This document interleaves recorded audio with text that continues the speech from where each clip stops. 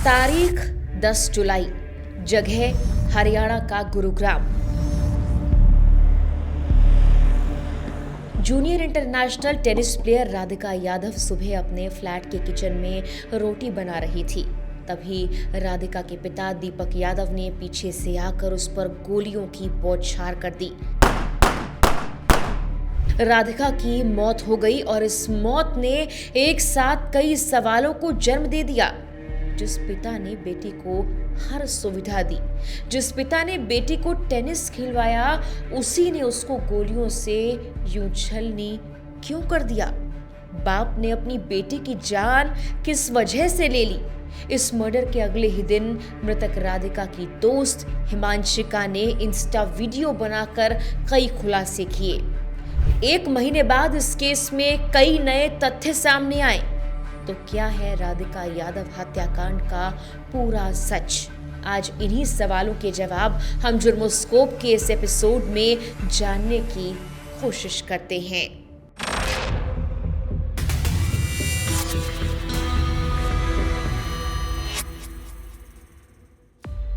राधिका यादव की हत्या के बाद उसके पिता का कबूलनामा भी आ गया।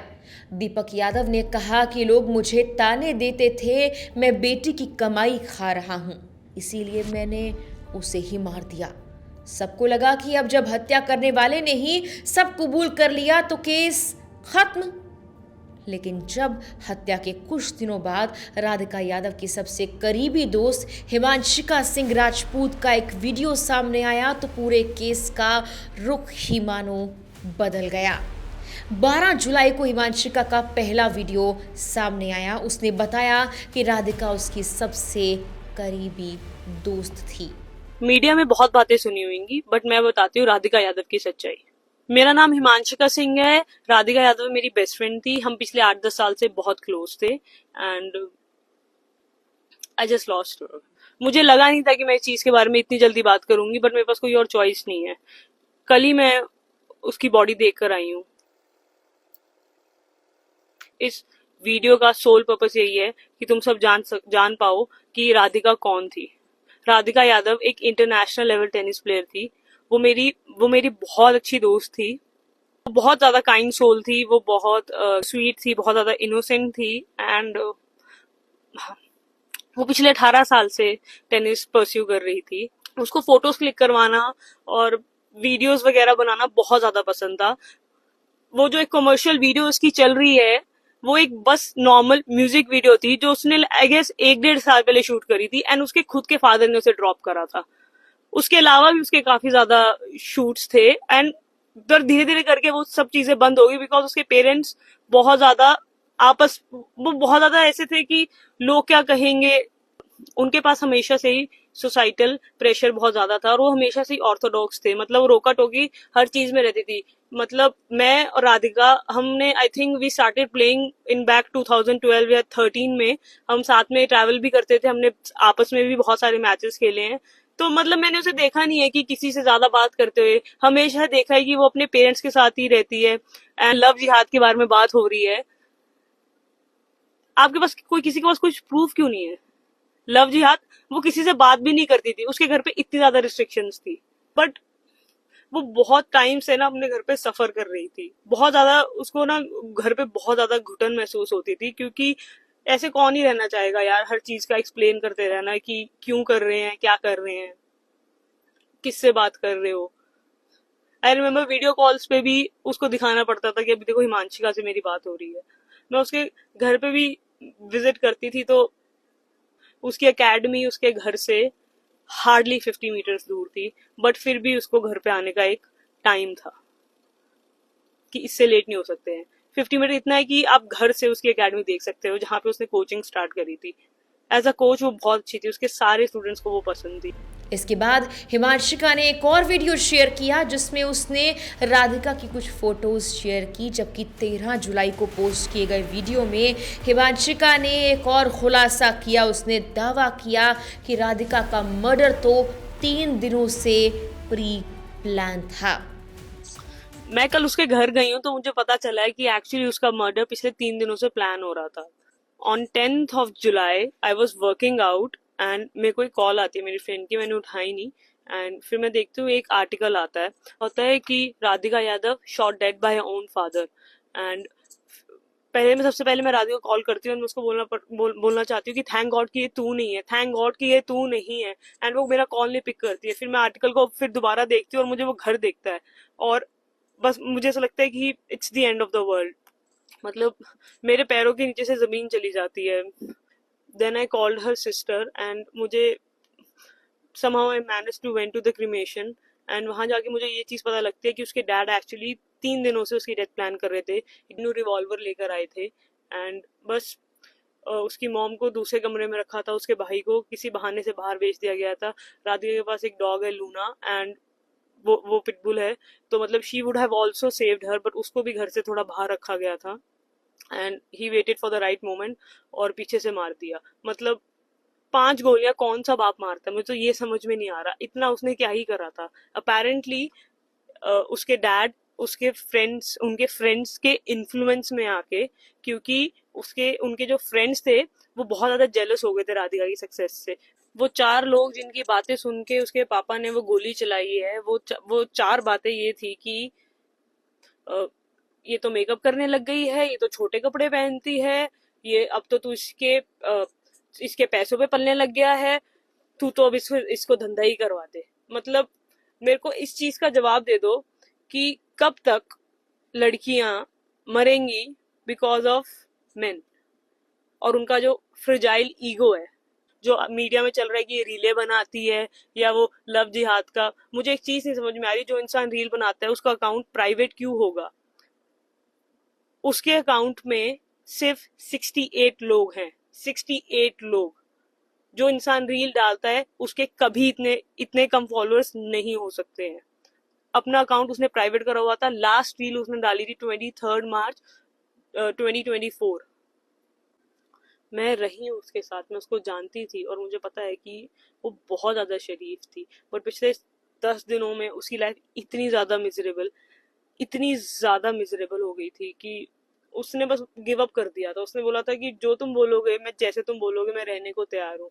बट वही है, उसके पापा का इतना ज्यादा दिमाग खराब हो रखा था कि कोई फेस पे एक्सप्रेशन भी नहीं था। मतलब वो इंसान को दिख रहा था कि कोई साइकोलॉजिकल प्रॉब्लम है, बट वही है, बात किससे करे। मुझे बस एक चीज समझ में नहीं आती है कि कब तक। इस सब के बाद राधिका की मर्डर को लेकर आए कबूलनामे पर भी सवाल उठने लगे।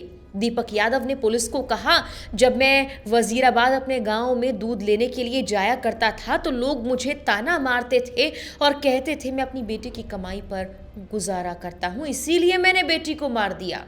लेकिन इस थ्योरी पर वाकई यकीन करना मुश्किल था, क्योंकि पुलिस को पता लगा कि राधिका ने कोई अकादमी नहीं खोली थी, बल्कि वो रेंट पर कोर्ट लेकर टेनिस सिखाती थी।